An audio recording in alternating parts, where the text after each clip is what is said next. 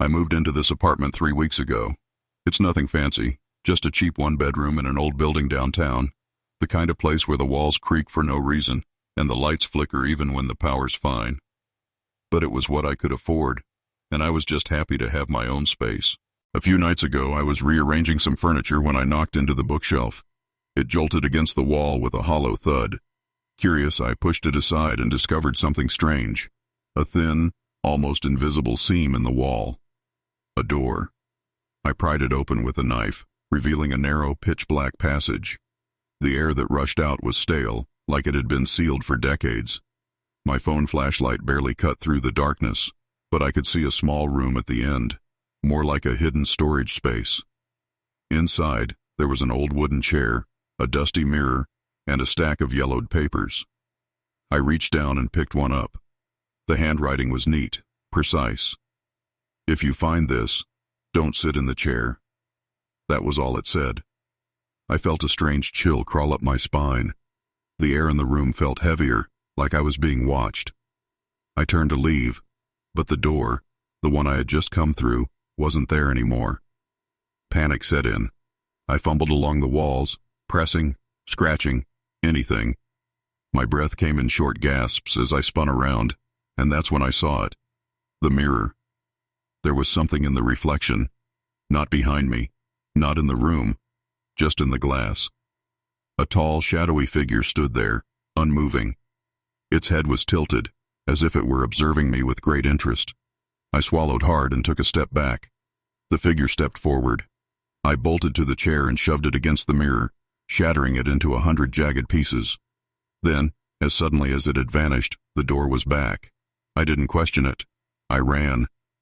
Now I can't sleep. I hear creaks that aren't just the old building settling. My lights flicker even when I don't touch the switch. And worst of all, every mirror in my apartment, every screen, every reflective surface, sometimes shows a glimpse of that thing, just standing there, watching. I haven't been back to the hidden room. I don't think I ever will. But I have this sinking feeling.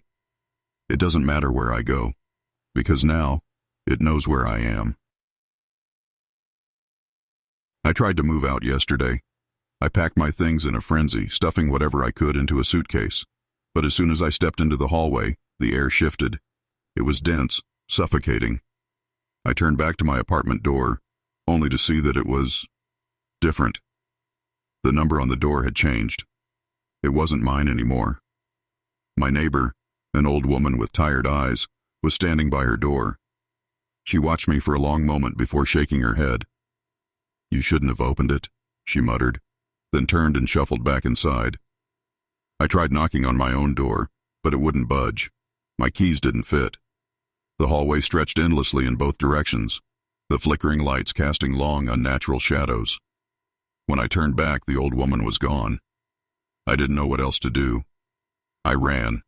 Down the stairs, out into the street, only to find myself standing in the same hallway again. The same flickering light, the same peeling wallpaper. My apartment door right in front of me, waiting. I don't know how many times I've tried to leave. Every exit leads me back here. The thing in the mirror? It's not just watching anymore. Last night I saw movement in the reflection of my TV screen. A slow, deliberate crawl. It's getting closer. I don't know how much longer I have. I don't know if writing this will help. But if you find a hidden door in your apartment, don't open it. Don't step inside. And whatever you do, don't break the mirror, because once you let it in, it never lets you go. I haven't slept in 2 days. Every time I close my eyes, I see it.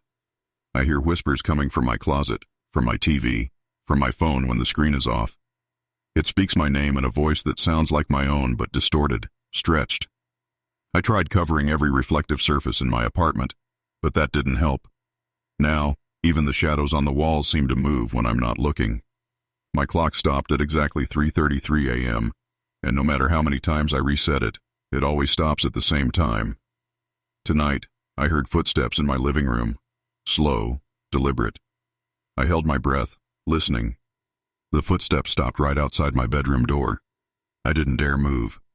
After what felt like hours, I finally gathered the courage to reach for my phone to call someone, anyone. The screen was already on, a live video feed of my bedroom door, and on the other side something was standing there. I think it knows I'm writing this. My phone just vibrated. A new message. From my own number. Let me in.